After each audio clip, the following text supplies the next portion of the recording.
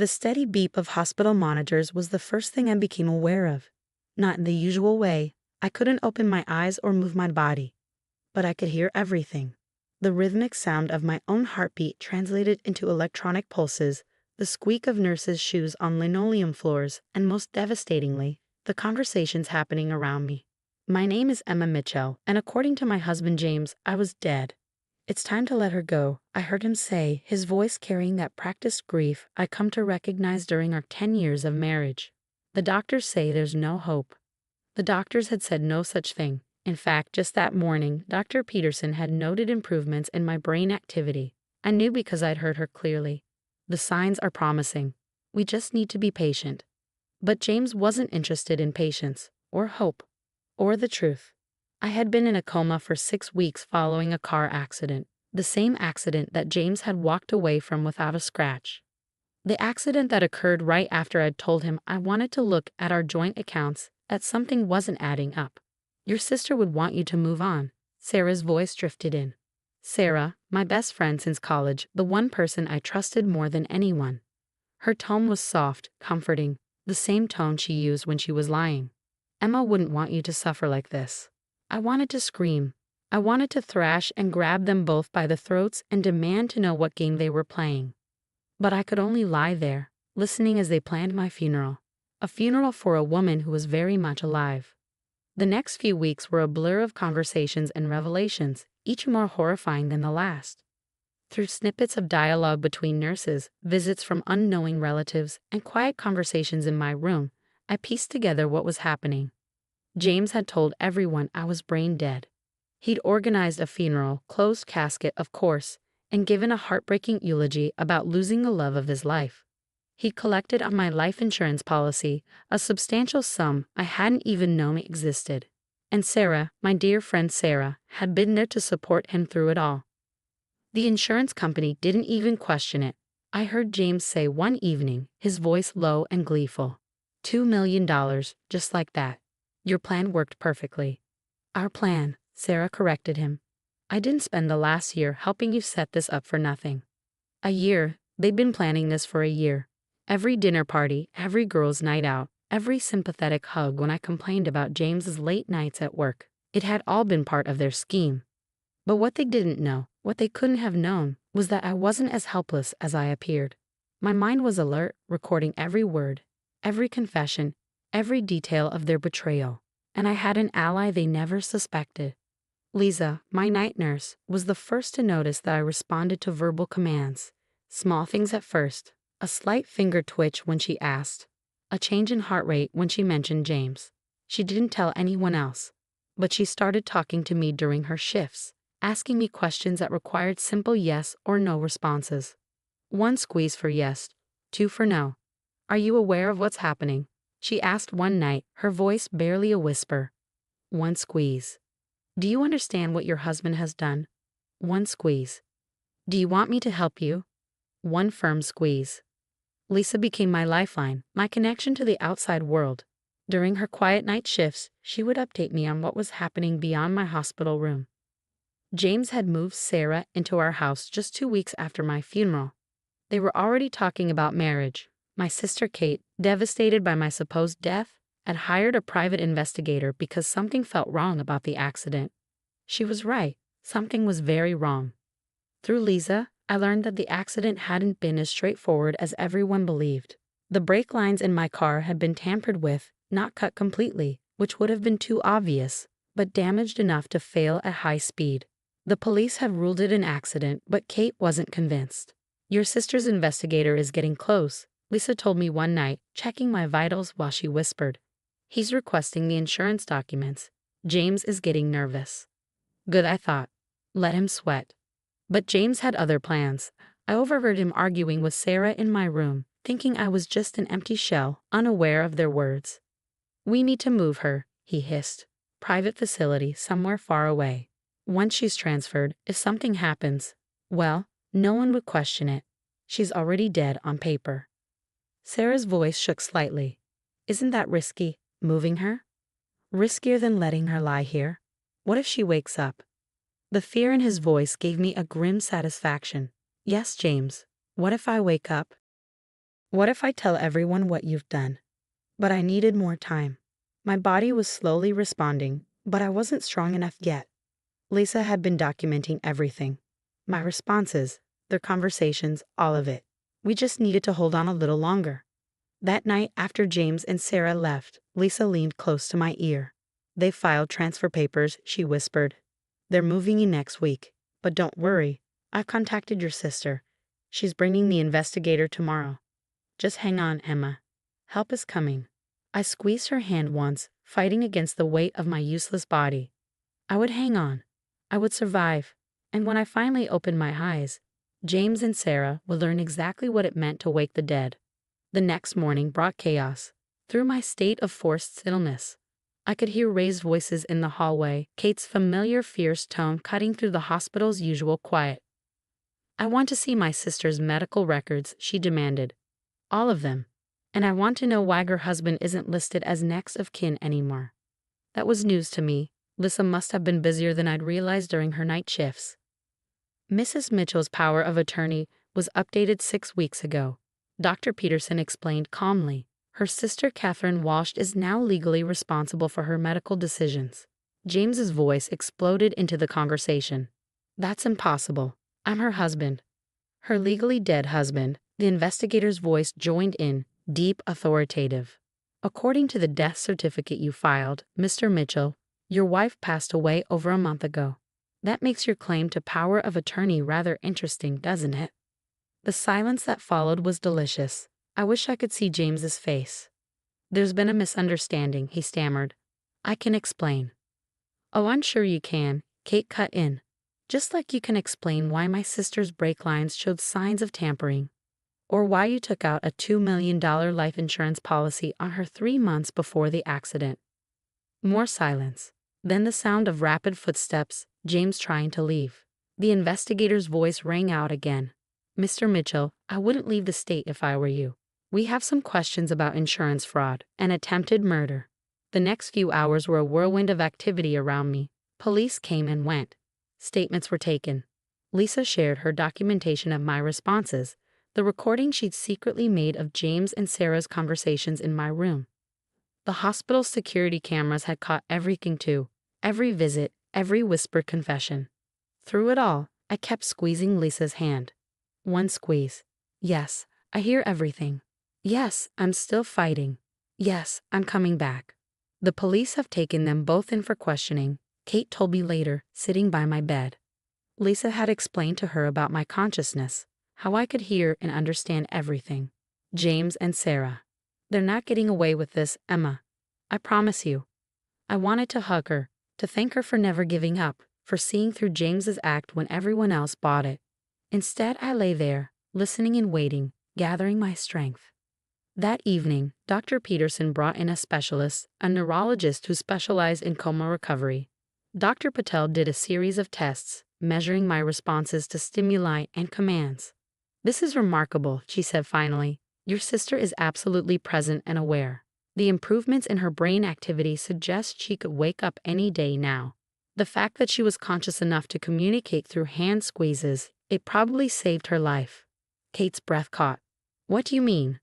The transfer papers Mr. Mitchell filed. Dr. Patel explained. The facility he chose. We looked into it.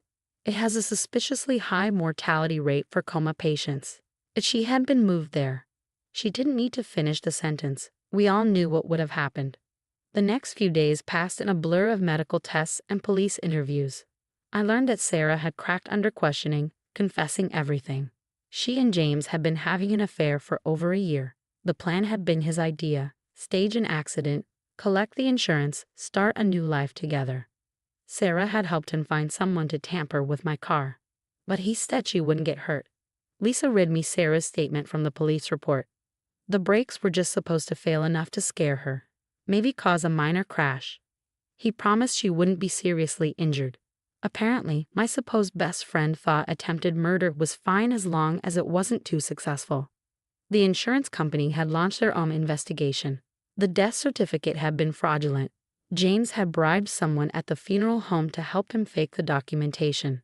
The life insurance payout was being recovered, and James was facing multiple felony charges. But none of that mattered as much as what I felt happening inside my body. Day by day, I could sense more. My fingers didn't just twitch now. I could curl them slightly. My eyelids felt lighter. Something was changing. It happened on a Tuesday morning. Kate was reading to me some trashy romance novel she knew I'd hate. When I felt it, a surge of strength, like a wave breaking through a dam. My eyes opened. Kate dropped the book. Emma. The room exploded into activity. Doctors rushed in, nurses called out stats. Through it all, I kept my eyes fixed on my sister's face, watching tears stream down her cheeks. Finally, after what felt like hours of tests and checks, they removed the breathing tube. My throat was raw, my voice barely a whisper, but I managed 3 words. I heard everything. Kate gripped my hand tight. "We know, sweetie. We know." "Where are they?" I asked. "James and Sarah. In jail, waiting for trial. They're not getting out anytime soon." I nodded slightly, conserving my strength. "Good, because I have a lot to say at their sentencing." Kate laughed through her tears. "That's my sister. 3 months in a coma and you come out swinging." But we both knew this was just the beginning. I had survived, yes. I had heard their plans and their confessions, gathered evidence even while trapped in my own body. But now came the hard part: recovery, rehabilitation, and making sure James and Sarah paid for every moment they thought I was helpless. They had tried to bury me, not realizing I was a seed. And now I was growing back stronger than ever. The next 6 months were the hardest of my life. Physical therapy was brutal. Learning to walk again, strengthening muscles that had atrophied during my coma. But I attacked each session with fierce determination, fueled by the memory of James and Sarah thinking I was as good as dead. Kate moved in with me after I was discharged, transforming my home back into something that felt like mine. She'd thrown out everything Sarah had brought in during her brief stay, repainted the walls, and rearranged the furniture. It helped, but sometimes at night, I'd still hear echoes of their conversations, their plans for my death playing on repeat in my mind. The preliminary hearing is next week, Detective Martinez told me during one of her regular visits. She'd been handling my case since the arrest, piecing together the conspiracy that had nearly killed me. "Are you sure you're ready to testify?" I met her gaze steadily. "I've been ready since the first day I heard them plotting in my hospital room." The courthouse was packed the day of the hearing. News of my resurrection had made national headlines. The coma patient who heard her husband plan her murder, who gathered evidence while trapped in her own body. Reporters lined the steps, cameras flashing as Kate helped me walk in. I hadn't seen James or Sarah since that day in the hospital when they discussed moving me somewhere to finish the job. Now, as I entered the courtroom, I saw them both at the defense table. James in an ill-fitting suit, his usual polished appearance gone, and Sarah looking small and terrified beside him. When I took the stand, James wouldn't meet my eyes. But Sarah stared, her face a mask of horror as I began to speak. "I remember everything," I said into the microphone, my voice clear and strong.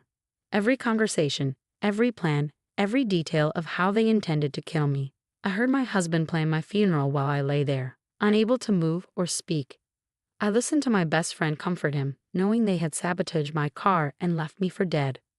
I described it all, the conversations I'd overheard, the way they'd celebrated the insurance payout, their plans to transfer me somewhere I wouldn't survive. Through it all, I kept my eyes fixed on them, watching James squirm and Sarah cry. The worst part wasn't the betrayal, I continued. It was listening to them talk about me like I was nothing. Like the 10 years of marriage, the lifetime of friendship meant nothing. They thought being in a coma made me powerless. They were wrong.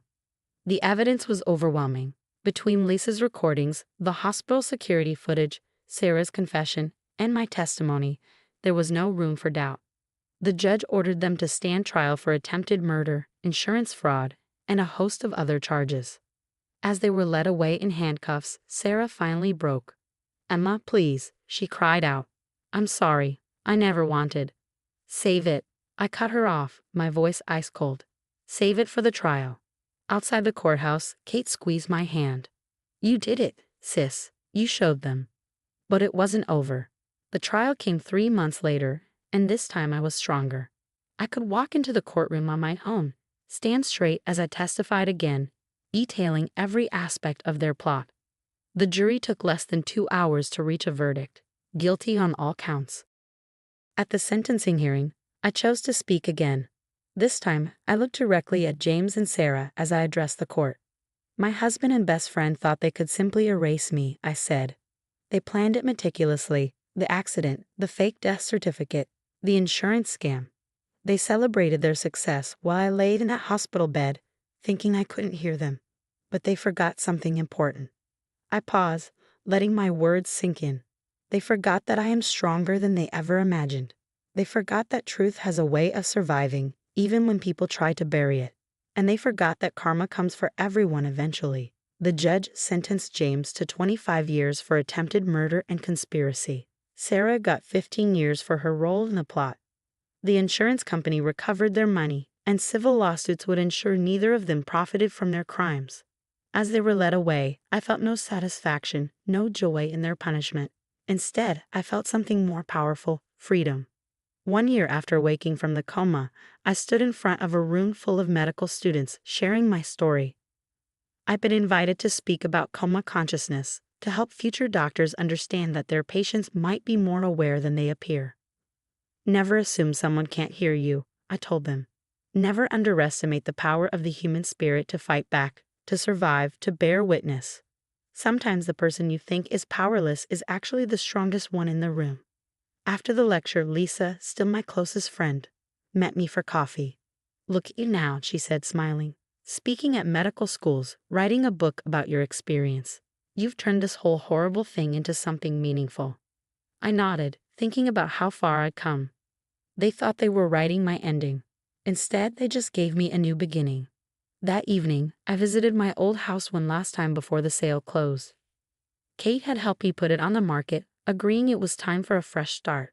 As I walked through the empty rooms, I no longer heard echoes of James and Sarah's plotting. Instead, I heard my own voice, stronger than ever. They had tried to silence me, to write me out of my own life's story. But they had failed. I was alive, thriving, and telling my own truth. They would spend years behind bars, while I had nothing but open road ahead of me. As I locked the door for the final time, I smiled. Sometimes the best revenge isn't about getting even. It's about getting better, growing stronger, and showing the world that what doesn't kill you really does make you more powerful than your enemies ever imagined. James and Sarah had wanted to bury me. Instead, they had given me wings.